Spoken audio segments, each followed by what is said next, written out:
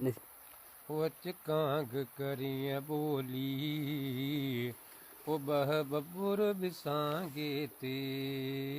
कच कांग करिय बोली ओ बह बबुर बिसांगे ते ओ मेरा यार निकल आसी ओ मेरा यार निकल आसी मेरा यार निकल आसी वो कमकार दिसांगे ते कर पुरखने की छे कददा हो सही पूरा